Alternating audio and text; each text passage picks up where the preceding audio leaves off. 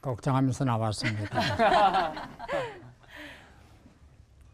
우리가 부르는 그 복음성가 가운데 기도할 수 있는데 왜 걱정하십니까라는 노래 있잖아요. 근데 인간은 그런 것 같아요. 걱정 속에서 10개월 복중에 있고 또 태어나면서 걱정을 하고 또 살아가면서 걱정을 하고 죽을 때도 걱정하다 죽습니다. 이 걱정이 뭐냐? 감사 반대입니다. 그리고 불안과 형제지간입니다. 그리고 우울증의 원인이 되기도 합니다. 그래서 걱정은 일어나지 않은 일인데 미리 걱정하고 염려하는 거, 이제 그걸 걱정이라 그러죠. 그게 범위가 넓어요. 그리고 중요한 거는 걱정한다고 걱정이 해결되는 게 아니에요. 네. 걱정을 하면 할수록 걱정이 더 많아지는 거예요. 그래서 이 예수님은 또 그 걱정을 어떻게 이해를 하셨고 또 뭐라고 교훈을 하시는가를 잠깐 살피고 다른 얘기를 해보도록 하겠습니다. 그 마태복음 6장을 보면은 무엇을 먹을까, 무엇을 입을까, 무엇을 마실까 걱정하지 마라. 들의 백합화를 봐라, 공중의 새를 봐라. 그들이 걱정하더냐? 걱정하지 않지 않느냐? 근데 그 걱정함으로 키를 한 자나 더 크게 할 수 있느냐? 근데 사실은요, 걱정하면 키가 줄어들어요. 크는 게 아니고. 내일 일을 위하여 염려하지 마라. 한날 괴로움은 그날에 족하다. 걱정을 하면 어떻게 됩니까? 우선 개인의 인격이 파괴가 돼요. 정상적 삶의 리듬을 깨버리기 때문에 그 사람의 삶이 망가지고 사고가 망가지고 그 사람의 어떤 가치가 망가지고 또 전염성이 있어서 그렇게 걱정을 하다 보면 가족 공동체가 또 망가집니다.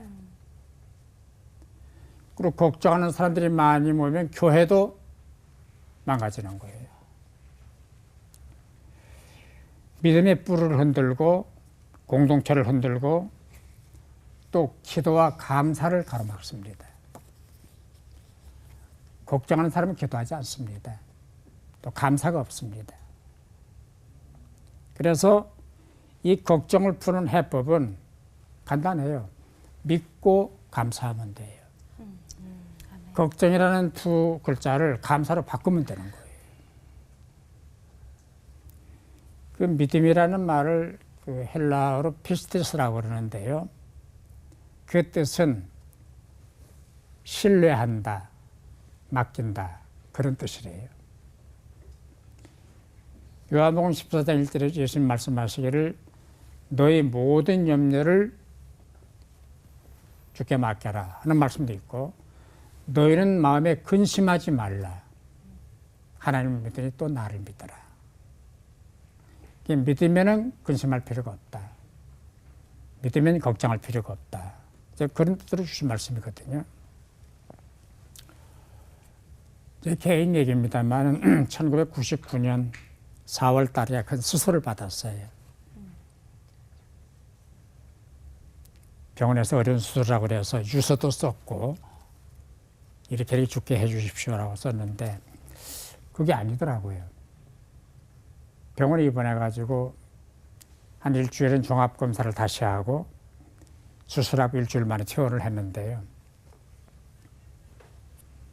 제가 입원하는 동안에 병상 일지를 썼어요. 맨 위에다가 큰 매직으로 주님 감사합니다. 감탄사를 3개를 쳤어요. 감사한 조건을 쓰기를 시작을 했어요. 첫째, 둘째, 30가지 감사를 찾았어요. 내일모레 수술 받을 사람이에요. 어쩌면 갈지도 몰라요. 그런 정황 속에서 주님 감사합니다. 30가지를 찾은 거예요. 만일에 그때 제가 하나님 이러시면 됩니까? 그렇게 잡아갈 사람이 없으세요? 왜 저를 잡아가려고 그러세요? 하고 불평하고 원망했더라면 아마 오늘의 저는 존재하지 못했을 거예요. 위기 속에서, 절망 속에서, 좌절 속에서 감사하는 것, 이게 걱정을 몰아내는 거예요. 오늘을 바꾸면 돼요. 감사로 바꾸면 되는 거예요. 그래서 이 사고의 전환, 태도의 전환, 신앙 자세의 전환이 필요한 거예요. 이제 그럼에도 불구하고 우리가 근심이 많잖아요. 그런데 그 근심도 하나님이 다스리시고 하나님께 맡기면은 풀린다고 하는 믿음을 갖는 게 참 중요합니다. 다시 말하면 내 근심이 하나님의 근심이고 내 걱정이 하나님의 걱정이 되게 하면 되는 거예요. 그 놀만 필 목사님이 글을 쓰셨는데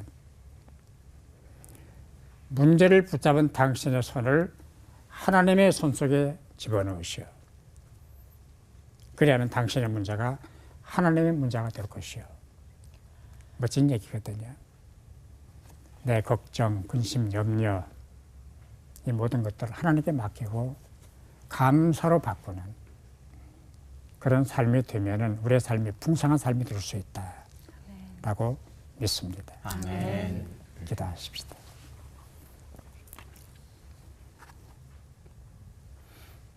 제가 사는 것도 감사하고 일하는 것도 감사하고 오늘도 감사, 내일도 감사, 영원히 감사합니다. 걱정과 근심을 감사로 바꾸고 감사하는 삶을 살아가게 하여 주옵소서. 풍성한 감사, 넘치는 감사, 지속적 감사가 우리의 것이 되게 하여 주옵소서. 하나님 아버지 감사합니다. 예수님의 이름으로 기도하옵나이다. 아멘.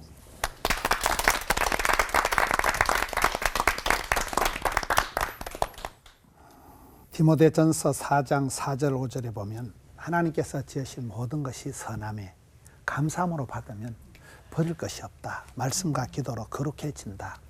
저는 그 말씀 속에서 이제 항상 생각하는 게 하나님의 본심, 하나님이 뭐 본심 있고 딴 마음이 있는 건 아니지만은 하나님의 본심을 늘 생각을 하거든요. 내가 아프거나 힘들거나 어려울 때 하나님의 본심이 나를 애를 먹이려고 하는 건 없다. 누가복음 11장에 보면 어떤 애비가 자식이 생선을 달라는데 뱀을 주고 어떤 자식이 빵을 달라는데 아빠가 돌을 주냐 이거예요. 하나님은 좋은 것을 주시는 거예요. 우리 하나님은 어떤 분이시냐. 좋으심, 하나님의 본심은 저주가 아니고 축복이고 심판이 아니고 구원이라는 거예요. 하나님이 지으신 모든 것이 선하다. 좋을 선자, 착할 선자. 그래서 저는 신앙생활 할 때 이제 어려울 때마다 내가 믿는 하나님은 좋으신 하나님이다. 우리의 기도를 응답해 주시는 참 좋으신 하나님이다. 이 생각을 자꾸 하는 거예요. 왜 그런가 하면 걱정이나 어떤 염려나 두려움이라는 것은 아주 난 자연스럽다고 봐요. 걱정을 태산같이 하고 한숨을 땅이 끄지라고 쉬는 그런 사람이 이제 감사를 알 때 감사가 뭔지를 알게 되는 거지. 두려움도 없고 걱정도 없는 사람은 감사도 모른다고 보는 거예요. 아까 박종순 목사님께서 그 99년도 수술하신 말씀을 하셨는데 저도 이제 제가 수술을 앞두고 병원에서 한 달 있으면 죽는다더라고요. 여러분 한 달 있으면 죽는다는데 할렐루야 때가 왔다 이런 사람이 누가 있겠어요. 그때 제 느낌에 그 뼈가 녹는다는 표현을 제가 이해를 해요. 뼈가 녹는다. 신경쇠약, 노이로제, 강박관념 그냥 오토매틱으로 다 오더만. 내 죽는데 뭐 다른 게 뭔 소용이 있겠어요. 그래서 굉장히 제가 불안하고 막 잠을 못 자고 그런 상태인데 성경을 보는데 디모데후서 1장 7절에 보니까 하나님이 우리에게 주신 것은 두려워하는 마음이 아니요. 그 말씀이 그렇게 가슴에 와닿는 거예요. 내가 믿음이 좋아서 그런 게 아니고 무서워서 너무 무서워서 나는 죽을 지경인데 하나님이 주신 것은 내가 겁을 먹고 비실거리고 내가 그렇게 두려워하고 염려 걱정에 빠지는 게 아니라는 거예요. 하나님이 아니라면 아닌 거잖아요. 또 요한복음 10장을 보니까 도둑놈이 와서 빼앗고 죽이고 멸망시키는 것뿐이요. 우리 예수님은 생명을 주시고 풍성케 하신다는 거예요. 그래서 제가 그때부터 생각한 게 내가 겁을 먹고 두려워하고 쫄거나 떨거나 하는 거는 마귀가 나한테 이 썩을 놈아 그래가지고 마귀가 나한테 이제 막 저주를 썸물을 부어주는 거다 이렇게 생각을 하고 하나님은 좋으신 분 오매불망 하나님 내게 좋은 것을 주시는 분이다. 그래서 하나님이 지으신 모든 것은 좋은 거예요.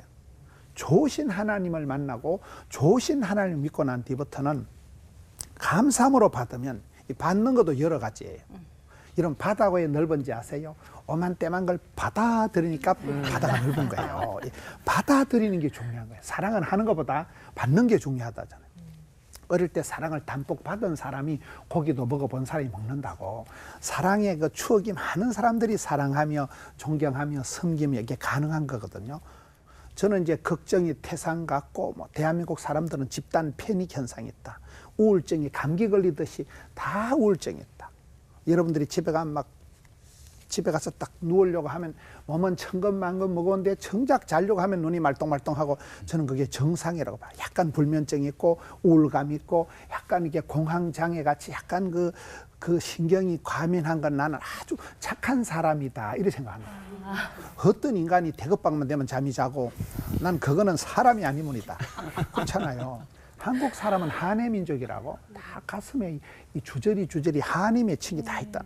다 우리가 정서상으로 뭔가 모르게 가슴이 어둡고 무겁고 힘겨운 게 다 있는 것이 정상이라고 보는 거예요. 그럴 때 하나님의 본심을 기억하고 하나님 앞에 어떤 일이든지 감사함으로 받으면 이게 변화가 된다는 거예요. 저는 살아가면서 마음에도 근육이 있다. 생각에도 알통이 있다. 믿음에도 통뼈가 있다. 감사함으로 나가고 감사의 찬송을 부르고 입을 열어서 감사를 선포를 하고 시인하면 마음으로 믿음에 이르고 입으로 신에서 구원받기 때문에 이 말이 씨가 되고 혀의 권세가 있기 때문에 감사함으로 받으면 버릴 것이 없으니 말씀과 기도를 통해서 거룩해진다는 거예요. 그래서 우리 삶 속에서도 걱정이 태산같이 일어난다. 염려가 막 틈만 나면 염려가 생기는 건 당근이다.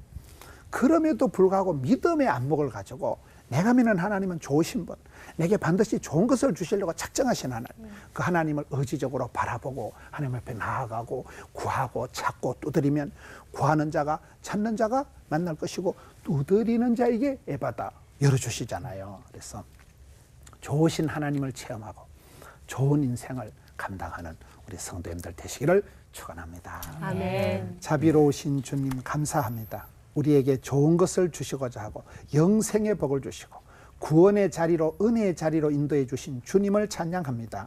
일상 가운데도 염려와 걱정에 빠져 있지 않고 주님을 찬미하면서 감사함으로 나아가서 좋은 삶을 만들어 드리는 저들 되게 해 주옵소서. 예수님 이름으로 기도드리옵나이다. 아멘.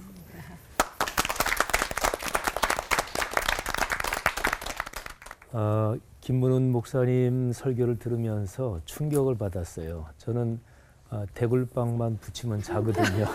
그러니까 제가 인간이 아니더라고요. 그래서 사람 아닌 존재가 여기 나왔습니다.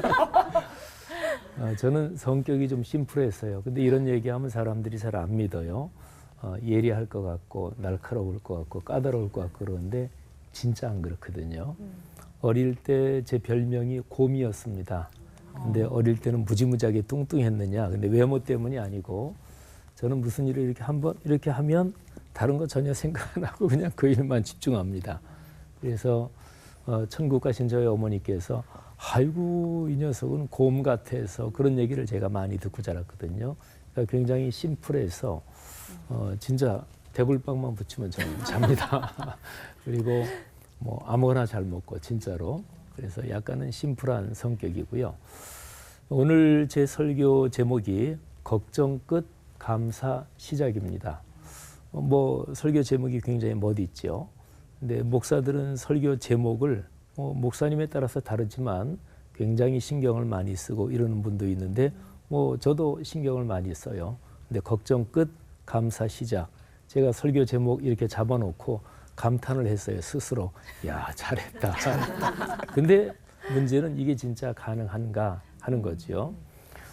우리 그리스도인들이 자기가 암송하는 성경 구절이 있잖아요.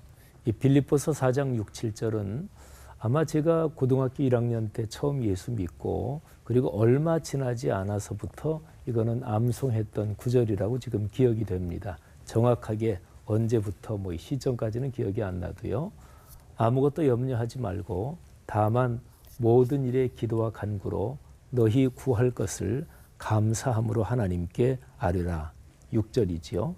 7절은 그리하면 모든 지각에 뛰어난 하나님의 평강이 그리스도 예수 안에서 너희 마음과 생각을 지키시리라. 아멘. 이거 우리 예수 믿는 사람들이 너무나 많이 아는 구절이잖아요. 근데 이 구절을 생각할 때 우리는 대부분 이 구절을 떠올리면서 즉시로 가능할까? 이 생각을 먼저 합니다. 가능성을 묻는 거죠. 특별히 이 구절 안에 100%를 뜻하는 표현이 있어요. 아무것도 뭐뭐하지 말고, 아무것도 염려하지 말고. 그러니까 어떤 일에도 염려하지 말라 그런 거잖아요. 되도록이면 염려하지 말라. 그러면 그래 맞지. 되도록이면 염려하지 말아야지. 한번 그렇게 해봐야지. 근데 100% 표현이 딱 들어가는 순간 성경을 깎지 않고 읽는다면 금방 턱 하고 막히는 거죠. 어떻게 사람이 아무것도 염려하지 않을 수가 있어요. 그 다음에 그 뒤에도 모든 일에 기도와 간구로, 모든, 이것도 100%를 뜻하는 단어잖아요. 그러니까 되도록이면은 뭐 문제들을 놓고 하나님께 기도해라. 최선을 다해 기도해라. 그러면 한번 해봐야지. 그런데 모든 일에 기도와 간구로. 사람이 사는 세상에서 논리적으로 정확하게 100%는 사실은 존재하지 않습니다. 이 세상 모든 것은 완벽이라는 것은 사실은 존재하지 않죠. 개념상에는 있어요. 소원에는 존재합니다. 하지만 현실적으로 현상으로 완벽은 존재하지 않는다. 이렇게 보면 되겠죠.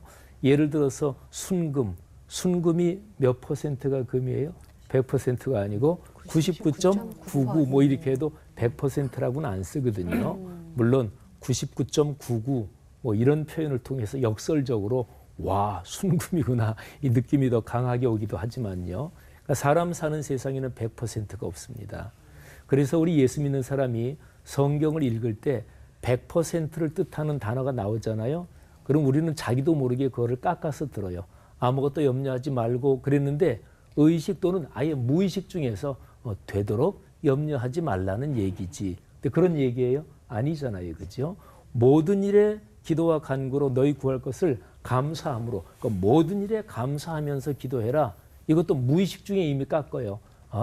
되도록이면 많은 일에 감사하라는 얘기지. 근데 성경이 지금 그런 얘기 아니잖아요. 저는 걱정 끝 감사 시작 이를 위해서는 기본적인 가장 기본적이고 근본적인 훈련이 계속돼야 된다고 봐요. 그거는 하나님의 말씀을 묵상하고 말씀을 받아들이는 훈련입니다. 그러니까 이 말씀에서 우리는 두 가지 음성을 듣는 거예요. 자, 이 말씀은 우리한테 얘기합니다. 아무것도 염려하지 마. 100% 염려하지 마. 그리고 100% 감사로 기도해. 말씀이 얘기해요. 근데 우리의 습관, 상식, 내가 지금까지 걸어온 모든 일에 대한 겪은 경험들 이런 거는 뭐라고 얘기하냐면 어떻게 100%가 가능해. 그건 안 되지. 양쪽에 두 가지 얘기를 듣는 거예요. 근데 여기에서 내 마음을 어디로 열어놓느냐 이게 문제입니다.